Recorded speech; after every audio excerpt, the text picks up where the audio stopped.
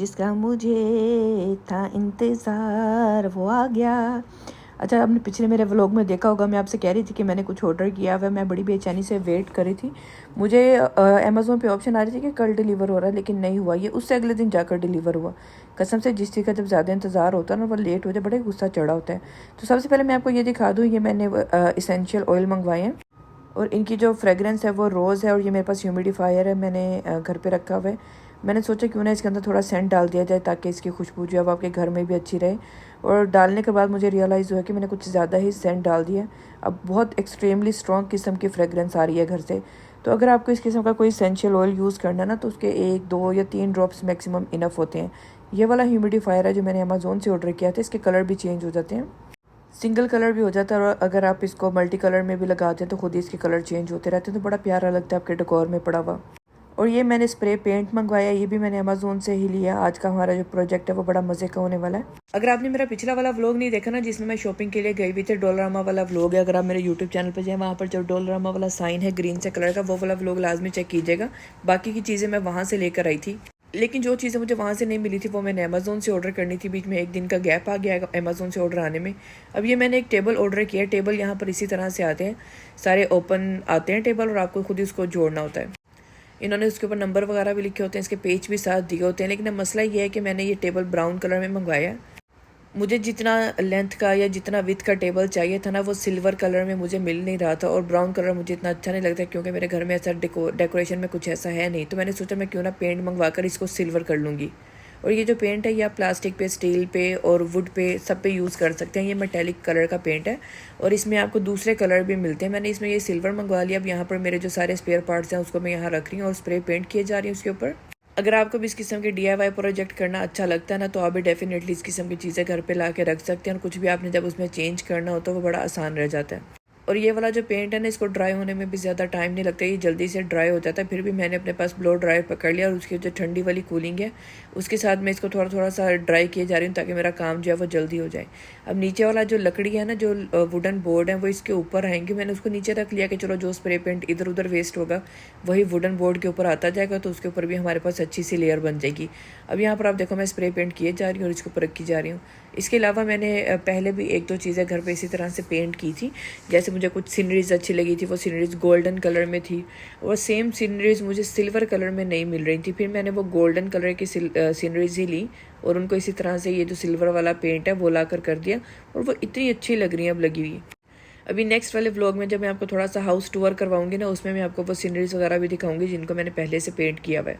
और ये पेंट ऐसा नहीं होता कि आप करेंगे और ये उतर जाएगा। ये अच्छा खासा लॉन्ग लास्टिंग पेंट होता है, क्योंकि ये इन्हीं आयरन और वुड वगैरह के लिए ही बना होता है। आप कोई भी अपनी चीज़ें जिनके पेंट ख़राब हुए हैं, जहाँ से आपको लग रहा है रफ टेक्सचर आ रहा है चीज़ों का, इस किस्म के आप पेंट मंगवा लें। इतने ज़्यादा एक्सपेंसिव भी नहीं होते। आई थिंक $22 का ये पेंट की बोतल, और ये अच्छा खासा इसके अंदर पेंट होता है। क्वान्टिटी अच्छी होती है, आपका काफ़ी सारा प्रोजेक्ट जो है ना वो इसी पेंट के साथ कवर हो जाता है। अब आप देखो इसके ऊपर शाइन कितनी प्यारी आ रही है, कितना प्यारा मेटेलिक सा शेड है, कोई एरिया भी कहीं से खाली नहीं रह रहा। बस मैं इसी तरह से ब्लो ड्राई के साथ साथ इसको ड्राई किए जा रही हूँ। और पीछे मैंने वो जो वुडन अमेज़ोन के बॉक्सेस रखे हुए थे उसके ऊपर मैंने इसको स्टैंड कर दिया, ताकि जब तक मेरी बाकी चीज़ें हो रही हैं, पिछले वाले जो मैंने स्प्रे किए हुए हैं, उतनी देर में वो अच्छे से ड्राई होते रहेंगे। और नीचे भी ज़ाहिर है कोई चीज़ बिछानी होती है, स्प्रे जो है ना वो आपका उड़ उड़ के जा रहा होता है। मैंने पिछली बार बिछाया था मैंने नीचे फैब्रिक था, लेकिन फिर भी मेरे काफ़ी सारे फ्लोर के ऊपर पेंट लग गया था, वो बाद में मुझे स्क्रैच करके उतारना पड़ा। तो इस बार मैंने थोड़ा ये पेपर बड़ा बिछा लिया था। ये एक्चुअली में ना जो गार्बेज बैग होते हैं वो हैं, उसको मैंने ओपन करके इस तरह से बिछा लिया। मेरे पास चादरें भी पड़ी हुई थी, लेकिन मुझे मिल नहीं रही थी कि जो एक्स्ट्रा चादरें मैंने रखी हुई हैं वो कहाँ पर गई हैं। वो भी आप बिछा लो तो काफ़ी सारा एरिया आपका कवर हो जाता है। फिर स्प्रे है ज़ाहिर है उड़ता है, तो उसके उड़ के कहीं पर भी जाएगा तो वो लग जाएगा, तो उसको बाद में आपको स्क्रैच करना पड़ता है। इस वजह से थोड़ा एहतियात से करना पड़ता है पेंट आपको। मेरे जो स्टील के पार्ट थे वो तो सारे डन हो गए हैं। अब जो मेरा एक्स्ट्रा यहाँ पर खाली खाली एरिया उसको भी मैं स्प्रे पेंट के साथ अच्छे से फिल कर रही हूँ। साइड्स को भी कर रही हूँ, क्योंकि साइड्स जो हमारी फ्रंट पे आएंगी ना वो भी ज़ाहिर है क्लीन होनी चाहिए। इसको मैंने यहाँ रख दिया ताकि ये अच्छे से ड्राई हो जाए। पेंट हमारा ड्राई हो गया जी। बुकलेट मैंने इसकी निकाल दिया। इस तरह से ना इसकी बुकलेट आती है साथ में, जिस पे इन्होंने सारे स्पेयर पार्ट्स दिए होते हैं कि कौन सा स्पेयर पार्ट कहाँ यूज़ होना है और कौन से पेच जो है वो कहाँ यूज़ होने हैं इसके। ठीक है, स्क्रू सारे साथ ही आते हैं। अब ये इसके हैंडल थे, हैंडल बोलते हैं इसको क्या, जो फुट के नीचे लगते हैं, फुटर ही बोलते हैं आई थिंक। ठीक है, ये चारों साइडों पे ये इस तरह से लगनी है ताकि आपका टेबल जो है ना उसकी स्टेबिलिटी अच्छी हो जाए। उसके बाद बाकी जो इसके पार्ट थे ना उसको भी इसी तरह से जोड़ना है। वैसे इन्होंने ना इसके ऊपर नंबर भी लिखे होते हैं कि आपका 1 लगेगा या 2 लगेगा। अभी देखो वो साइड से मेरे हस्बैंड गुजर के गए हैं ना, तो उनके वहाँ पे फुटप्रिंट लग गए हैं, क्योंकि वो स्प्रे उड़ के वहाँ चला गया। वो स्प्रे खैर वहाँ जमा नहीं है, इसी वजह से वो फुटप्रिंट से वहाँ आ गया ना। वो मैं भी मोप लगाऊंगी तो साफ हो जाएगा। अब यहाँ पे मैंने इसका स्ट्रक्चर बिल्ड करना शुरू किया। इनके ऊपर ना इन्होंने नंबर दिए होते हैं 1 2 3 करके कि आपने कैसे कैसे जोड़ना है, लेकिन वो पेंट करने की वजह से ना वो नंबर छुप गए। तो मुझे काफ़ी टाइम लगा इसको फिगर आउट करने में कि कौन सा इसका स्टैंड जो है ना वो कहाँ जाएगा, क्योंकि सारे स्टैंड इक्वल नहीं थे। तो खैर फिगर आउट करके मैंने लगा लिया। और ये जो मेरा वुडन है, नीचे से मैंने इसको पेंट नहीं किया। मैंने कहा क्या करना, ज़ाया करके पेंट ही नीचे वाली साइड पे ही आ जाएगा। और यहाँ पर मेरा हाथ लग गया और ये साइड थोड़ा सा भी गीला था, तो वहाँ मेरा फिंगरप्रिंट आ गया। मैंने इसको वापस थोड़ा सा पेंट करके रख दिया ताकि ये ड्राई हो जाए। उतनी देर में मैं यहाँ इसके पेच लगा लूँगी। तो जब आप इस किस्म की चीज़ें बाई करते हैं ना, उसके पेच भी साथ आते हैं और जो उसका स्क्रू ड्राइवर होता है ना वो भी साथ ही आता है।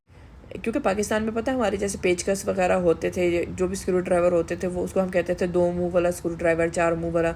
लेकिन यहाँ पे जो मोस्टली होते हैं ना वो राउंड से शेप बने होते हैं, तो उसके लिए ये स्क्रू ड्राइवर साथ ही देते हैं। अगर आप कोई वो लेते हैं ना मशीन, जो ड्रिल मशीन होती है, उसके साथ भी आते हैं।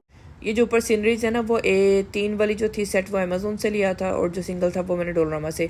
अब ये वाला एरिया मुझे डेकोर करना था और इसके ऊपर मैंने लाकर अपना ये ह्यूमिडिफायर रख दिया कि एंट्रेंस पे ह्यूमिडिफायर की फ्रेगरेंस वगैरह अच्छी रहे। अब ये वाली जो मेरी डेकोरेशन है ये भी मैं डोलरामा से ही लेकर आई थी। इसका व्लॉग अगर आपने नहीं देखा तो जाकर देखिएगा कि कहाँ कहाँ से मैंने क्या क्या चीज़ें बाई की हैं। और ये मुझे बड़ी अच्छी लगी। मैंने ना इसको बस ये ब्लू कलर के जार समझ के ही ले लिया था, लेकिन जब मैं घर आई मैंने देखा इसके अंदर ना ये लाइट्स भी थी।